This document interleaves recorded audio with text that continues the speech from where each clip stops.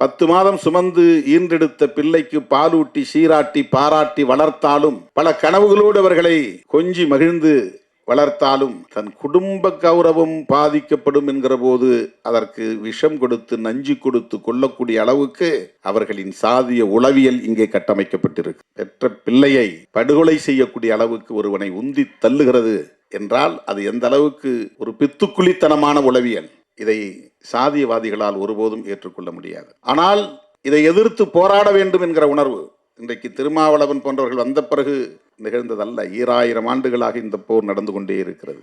நிறைய பேர் சாதி பெருமை பேசுகிற படங்களையும் இயக்குகிறார்கள், நியாயப்படுத்துகிற இயக்குநர்களும் இருக்கிறார்கள்.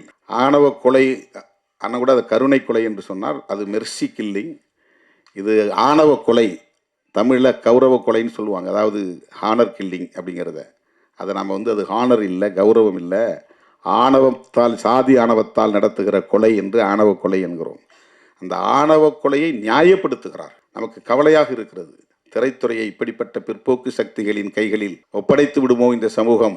மதவாத அரசியலையும் சாதியவாத அரசியலையும் நியாயப்படுத்துகிற கும்பலின் கைகளில் இந்த துறை சிக்கிக்கொள்ளுமோ என்கிற கவலை இருந்த சூழலில் பறை அடித்ததனால் பறையன் என்று பலரும் கருதுகிறார்கள். அப்படி இருக்க வாய்ப்பே இல்லை.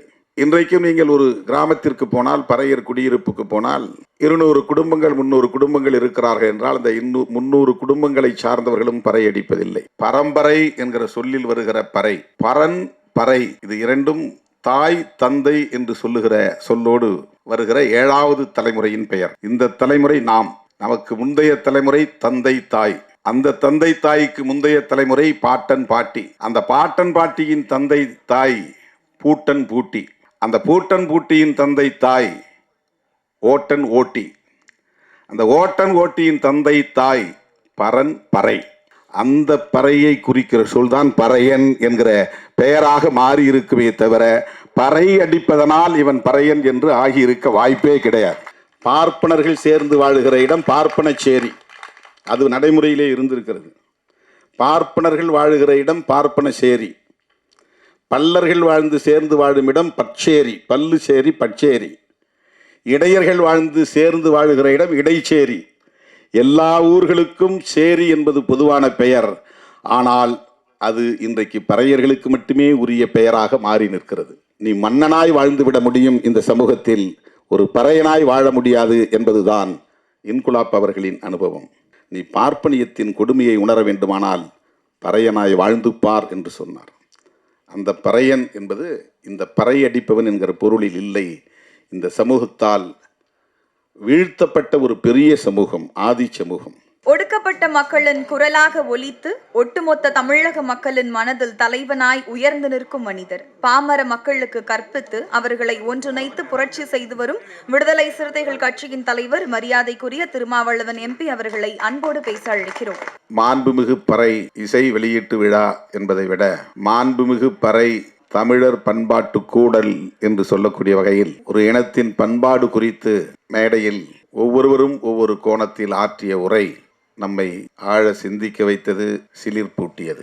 இனி பேசுவதற்கு எதுவும் இல்லை, நன்றி சொல்லி முடிக்கலாம் என்கிற அளவுக்கு அண்ணன் லியோனி அவர்களின் பேச்சும், நம்முடைய தேனிசை தென்றல் அவர்களின் இசையுடன் கூடிய ஒரு இசை உரையும், இளம் இயக்குநர்களுக்கு நல்ல வழிகாட்டுதலை தந்து ஆணவ கொலைக்கு எதிராக இப்படியும் சிந்திக்கலாம், திரைக்கதை அமைக்கலாம் என்று இங்கேயே ஒரு திரைக்கதை அமைக்கிற உரையை ஆற்றி அமர்ந்திருக்கிற அண்ணன் கே பாக்யராஜ் அவர்களின் உரை, எல்லாவற்றையும் விட தம்பி சிவா அவர்களின் உரை, நம்முடைய கதாநாயகி அவர்களின் உரை, எல்லாம் ஒவ்வொன்றும் ஒவ்வொரு கோணத்தில் நம்மை ஆட்டி வைத்தது, வியப்புக்குள்ளாக்கியது. பறை குறித்து நம்முடைய தமிழர் பண்பாடு எவ்வாறு இருந்தது, நாகரிகம் அடைந்தது என்ற உரையாக இது அமைந்தது. ஒவ்வொருவரும் ஆற்றிய உரைகள். பறை என்பது இன்றைக்கு ஒரு இழிவான சொல்லாக மாறி இருக்கிறது. அதனால் அந்த கருவியும் இழிவாக பார்க்கப்படுகிற சூழல் அமைந்துவிட்டது. அந்த கருவியால் ஒரு இனம் இழிவாக கருதப்படுகிறதா, அல்லது ஒரு இனத்தால் ஒரு சமூகத்தால் அந்த கருவி குறைத்து மதிப்பிடப்படுகிறதா என்று நமக்கு தெரியவில்லை. ஆனால் இது ஆதி சிவன் அடித்த பறை என்று கவிஞர் சிநேகன் அவர்களின் வரிகளில் அண்ணன் தேனிசை தென்றல் அவர்கள் அமைத்திருக்கிற இந்த பாடல் நம் கவனத்தை ஈர்த்தது. தங்கர்பச்சான் அவர்களின் படத்திலே பறை பறை பறை என்று ஒரு பாடல் ராகவா லாரன்ஸ் அவர்கள் நடித்திருப்பார். அது தமிழகத்தில் ஒரு பெரிய தாக்கத்தை ஏற்படுத்தியது. அதன் பிறகு பறை என்கிற சொல் இழிவானதல்ல, அது மாண்புமிகு என்கிற பெருமைக்குரியது என்கிற வகையிலே இந்த திரைப்படத்திற்கு பெயர் சூட்டியிருப்பது ஒரு துணிச்சலான செயல், போற்றுதலுக்குரிய செயல். இந்த பெயர் சூட்டியதற்கே விருது கொடுக்கலாம், தனியே ஒரு பாராட்டு விழாவை நடத்தலாம். இயக்குனரின் துணிச்சலை, கதை எழுதியவர்களின் துணிச்சலை நான் மனமாற பாராட்டுகிறேன், வாழ்த்துகிறேன்.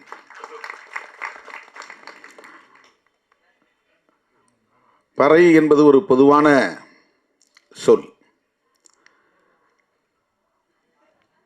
அனைத்து இசைக்கும் இசை கருவிகளுக்கும் மூலம்.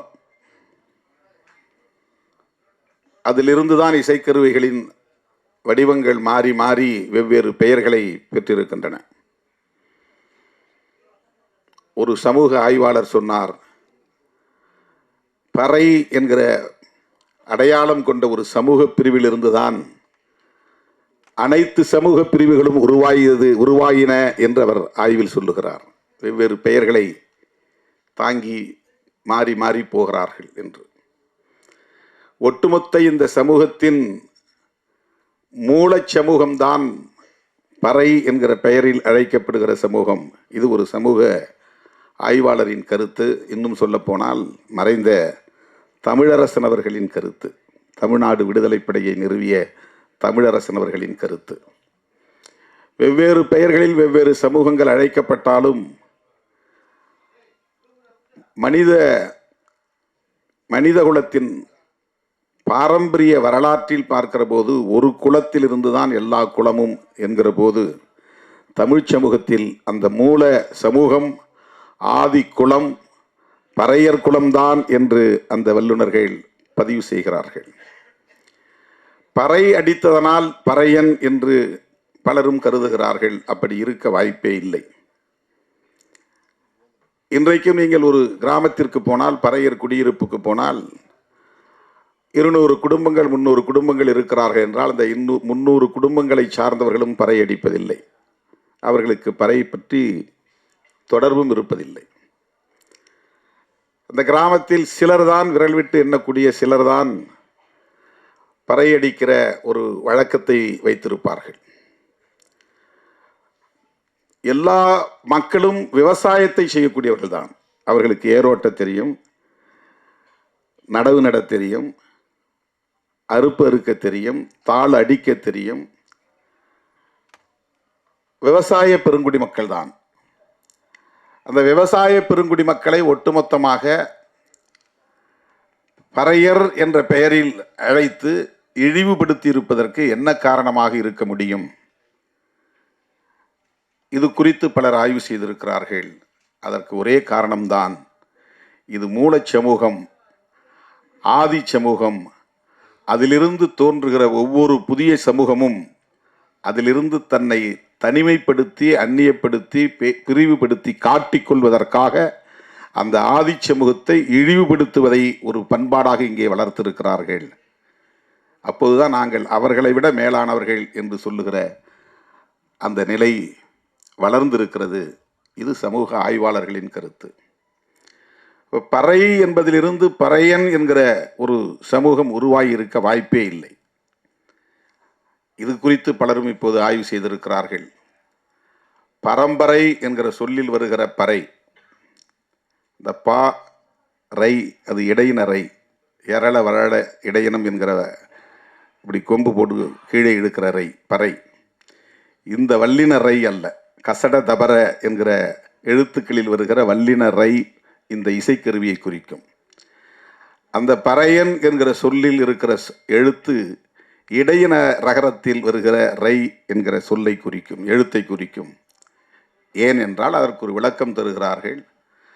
பரன் பறை இது இரண்டும் தாய் தந்தை என்று சொல்லுகிற சொல்லோடு வருகிற 7வது தலைமுறையின் பெயர்.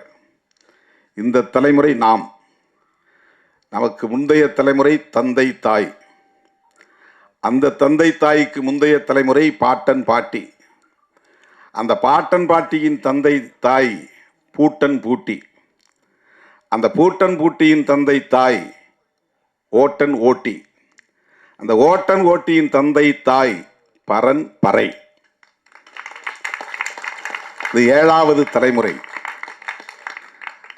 ஆதிக்குடி, அந்த பரனுக்கும் பறைக்கும் பிறந்தவர்கள் சேயோன் சேயோல், சேயோனுக்கும் சேயோலுக்கும் பிறந்தவள் ஓட்டன் ஓட்டி, ஓட்டனுக்கும் ஓட்டிக்கும் பிறந்தவர்கள் பூட்டன் பூட்டி, பூட்டனுக்கும் பூட்டிக்கும் பிறந்தவர்கள் பாட்டன் பாட்டி, பாட்டனுக்கும் பாட்டிக்கும் பிறந்தவர்கள் தந்தை தாய். இன்றைக்கு நாம் இது 7 தலைமுறை குறிக்கிற ஒரு சொல்லாடல் தமிழிலே உண்டு. அந்த பறையை குறிக்கிற சொல்தான் பறையன் என்கிற பெயராக மாறி இருக்குமே தவிர பறை அடிப்பதனால் இவன் பறையன் என்று ஆகியிருக்க வாய்ப்பே கிடையாது. ஆனால் சமூகத்தால் ஒடுக்கப்பட்டு, அதிகாரம் பறிக்கப்பட்டு, நிலம் பறிக்கப்பட்டு, ஆயுதம் பறிக்கப்பட்டு, எல்லா வகையிலும் ஒடுக்கப்பட்டு அவன் மேலெழ முடியாத அளவுக்கு வீழ்த்தப்பட்ட ஒருவனை பறையன் என்று அழைத்து, அதனால் அவன் பயன்படுத்திய கருவியையும் இழிவாக பார்க்கிற ஒரு நிலை, அவன் பயன்படுத்திய பொருள் என்பதனால் இழிவாக பார்க்கிற நிலை, அவன் பேசுகிற தமிழ் என்பதனாலேயே இன்னும் தூய தமிழ் சொல்லை பேசக்கூடியவனாக இருக்கிற காரணத்தினாலேயே தமிழ் பேசுவதை அவமானமாக கருதுகிற புதிய தலைமுறை வளர்ந்திருக்கிறது. சாதம் சொன்னாதான் மரியாதை, சோறுன்னு சொன்னால் அது சேரியில் பேசுகிற பாஷை. சோறு திங்கிறேன்னு சொன்னால் அது என்னடா சேரி பையன் மாதிரி பேசுகிறேன். சேரி என்பது சேர்ந்து வாழும் இடம். பார்ப்பனர்கள் சேர்ந்து வாழுகிற இடம் பார்ப்பன சேரி, அது நடைமுறையிலே இருந்திருக்கிறது. பார்ப்பனர்கள் வாழுகிற இடம் பார்ப்பன சேரி, பல்லர்கள் வாழ்ந்து சேர்ந்து வாழும் இடம் பச்சேரி, பல்லு சேரி பச்சேரி, இடையர்கள் வாழ்ந்து சேர்ந்து வாழுகிற இடம் இடைச்சேரி. எல்லா ஊர்களுக்கும் சேரி என்பது பொதுவான பெயர். ஆனால் அது இன்றைக்கு பறையர்களுக்கு மட்டுமே உரிய பெயராக மாறி நிற்கிறது.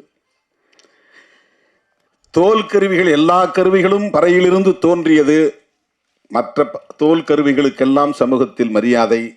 ஆனால் அவன் பயன்படுத்துவதனாலேயே அது இழிவான கருவி, இழிவான பொருள் என்று பார்க்கிற ஒரு உளவியல் இங்கே கட்டமைக்கப்பட்டிருக்கிறது.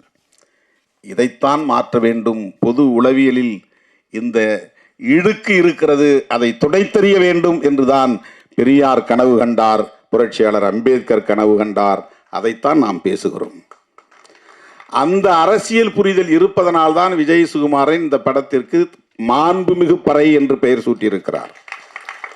அண்ணா ரொம்ப அருமையா சொன்னாங்க.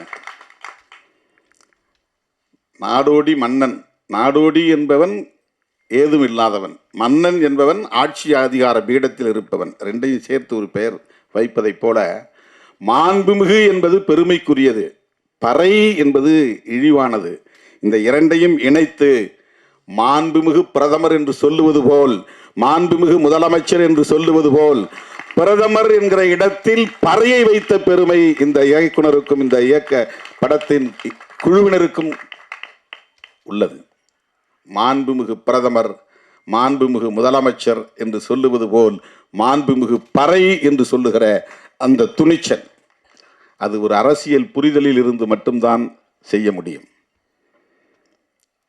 அப்படிப்பட்ட ஒரு படத்தில் தம்பி சிவா போன்றவர்கள் இன்றைக்கு நடித்திருக்கிறார்கள் என்றால் அண்ணன் லியோனி அவரிடம் அவர் கற்றுக்கொண்ட அரசியலும் தான் அதற்கு அடிப்படை.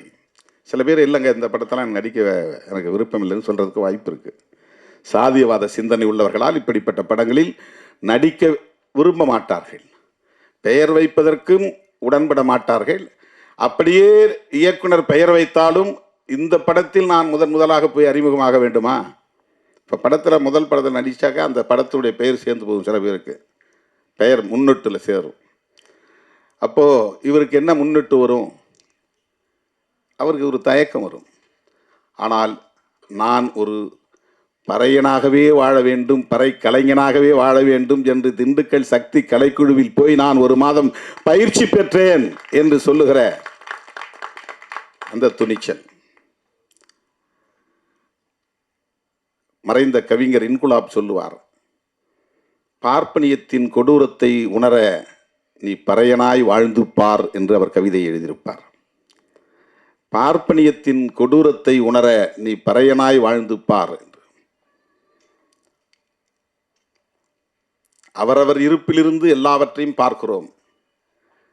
பிறரின் நிலையிலிருந்து அவர்களை புரிந்து கொள்வது என்பது அது ஒரு தனி பயிற்சி.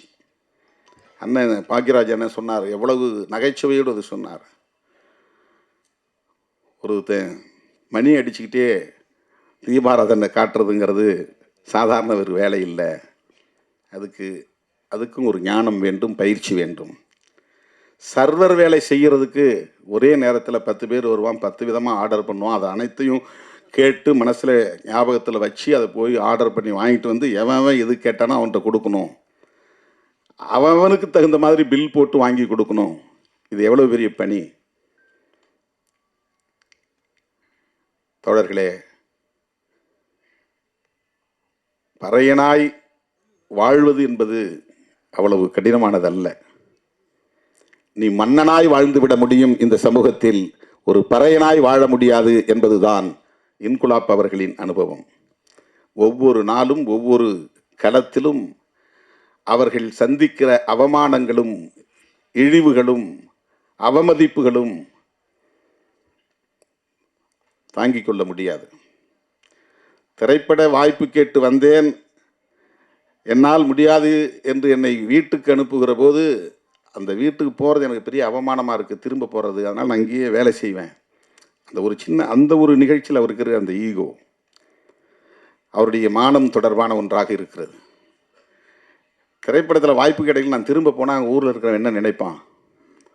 அது எவ்வளோ பெரிய காயத்தை மனசில் ஏற்படுத்தும். எப்படி நம்ம தலை நிமிர்ந்து வாழ முடியும், அங்கே மற்ற இளைஞர்களோட எப்படி அங்கே நடமாட முடியும்? அது எனக்கு பெரிய தலைக்குனிவை தரும் அப்படின்னு நினைக்கிறார். இந்த மான உணர்ச்சி ஒவ்வொரு மனிதனுக்கும் உண்டு. ஆனால் அத்தனை இடங்களிலும், அவன் காலடி வைக்கிற அத்தனை இடங்களிலும் அவனுக்கு இழிவும் அவமதிப்பும் இருக்குமே. ஆனால் அவன் உள்ளம் எந்த அளவுக்கு ஒவ்வொரு நாளும் காயப்படும் என்பதை உணராமல் பலர் பேசுகிறார்கள் என்பதனால் தான் இன்குலாப் சொன்னார், நீ பார்ப்பனியத்தின் கொடுமையை உணர வேண்டுமானால் பறையனாய் வாழ்ந்து பார் என்று சொன்னார். அந்த பறையன் என்பது இந்த பறை அடிப்பவன் என்கிற பொருளில் இல்லை. இந்த சமூகத்தால் வீழ்த்தப்பட்ட ஒரு பெரிய சமூகம், ஆதி சமூகம். தோழர்களே, சாதி அமைப்பு என்பது இந்த சமூகத்தில் எவ்வளவு கொடூரமான தாக்கத்தை ஏற்படுத்தி இருக்கிறது. ஆணவ கொலை பற்றி அவருடைய அனுபவத்தை அண்ணன் பாக்யராஜ் சொன்னபோது ரொம்ப அதிர்ச்சியாக இருந்தது. அது இன்றைக்கும் தொடர்கிறது. இது ஒவ்வொரு மனிதனுக்குள்ளும் தன் குடும்ப கௌரவம், சாதி கௌரவம் என்பதோடு இணைக்கப்பட்டிருக்கிறது. 10 மாதம் சுமந்து ஈன்றெடுத்த பிள்ளைக்கு பாலூட்டி சீராட்டி பாராட்டி வளர்த்தாலும், பல கனவுகளோடு அவர்களை கொஞ்சி மகிழ்ந்து வளர்த்தாலும், தன் குடும்ப கௌரவம் பாதிக்கப்படும் என்கிற போது அதற்கு விஷம் கொடுத்து நஞ்சு கொடுத்து கொள்ளக்கூடிய அளவுக்கு அவர்களின் சாதிய உளவியல் இங்கே கட்டமைக்கப்பட்டிருக்கிறது. பெற்ற பிள்ளையை படுகொலை செய்யக்கூடிய அளவுக்கு ஒருவனை உந்தி தள்ளுகிறது என்றால் அது எந்த அளவுக்கு ஒரு பித்துக்குளித்தனமான உளவியல். இதை சாதியவாதிகளால் ஒருபோதும் ஏற்றுக்கொள்ள முடியாது. ஆனால் இதை எதிர்த்து போராட வேண்டும் என்கிற உணர்வு இன்றைக்கு திருமாவளவன் போன்றவர்கள் வந்த பிறகு நிகழ்ந்ததல்ல. 2000 ஆண்டுகளாக இந்த போர் நடந்து கொண்டே இருக்கிறது. சாதி இரண்டொழிய வேறில்லை என்று ஔவை பாட்டி சொன்னதிலிருந்து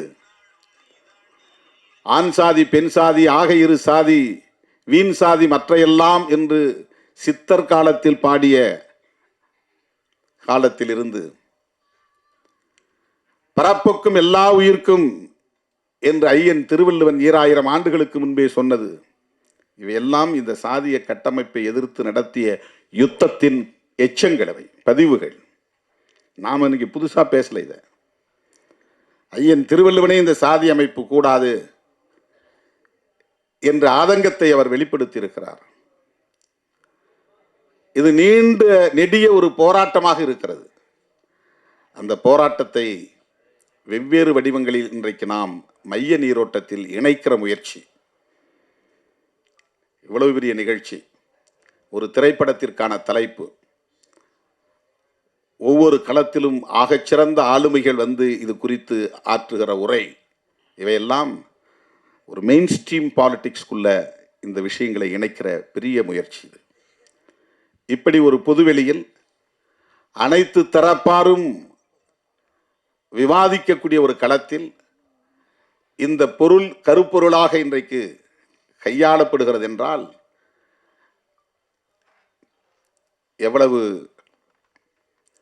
ஒரு வேட்கை நமக்குள்ளே இருக்கிறது, தாக்கம் இருக்கிறது, சமத்துவ வேட்கை இருக்கிறது என்பதை இது உணர்த்துகிறது. ஆற்றல் ஒவ்வொரு மனிதனுக்குள்ளும் இருக்கிறது. ஆனால் அது சாதியின் பெயரால் இங்கே நசுக்கப்படுகிறது. அதை தடுப்பதற்காகத்தான் அனைவருக்கும் சமமான வாய்ப்பு வழங்க வேண்டும் என்கிற சமத்துவ கோட்பாட்டை ஒரு அரசியலாக நம்முடைய முன்னோர்கள் தந்தை பெரியார், புரட்சியாளர் அம்பேத்கர் போன்றவர்கள் உயர்த்தி பிடித்தார்கள். அதைத்தான் நாம் இன்றைக்கு எதிரொலித்துக் கொண்டிருக்கிறோம், பிரதிபலித்துக் கொண்டிருக்கிறோம், திரும்ப திரும்ப பேசி கொண்டிருக்கிறோம். அது இலக்கியம், கலை இலக்கியம் போன்ற தலங்களில், பண்பாட்டு தலங்களில் இன்னும் இன்னும் ஆழமாக போய் வேரூன்ற வேண்டும். அதற்கு இந்த ஆற்றல், கலை திறன்களை பயன்படுத்துவது. 40 வருடங்களுக்கு முன்பே நம்முடைய கே பாக்யராஜ் அண்ணன் அவர்கள் படத்தில் இது குறித்தெல்லாம் அவர் விவாதித்திருக்கிறார், சாதியை விமர்சித்திருக்கிறார். திரைப்படங்களில் இன்றைக்கு புதிதாக இது வரவில்லை. திரைப்படங்களில் நீண்ட காலமாகவே இதற்கு எதிரான படைப்புகள் நிறைய வந்திருக்கின்றன. பழைய படங்களில் நிறைய பாடல்கள் கூட இருக்கின்றன.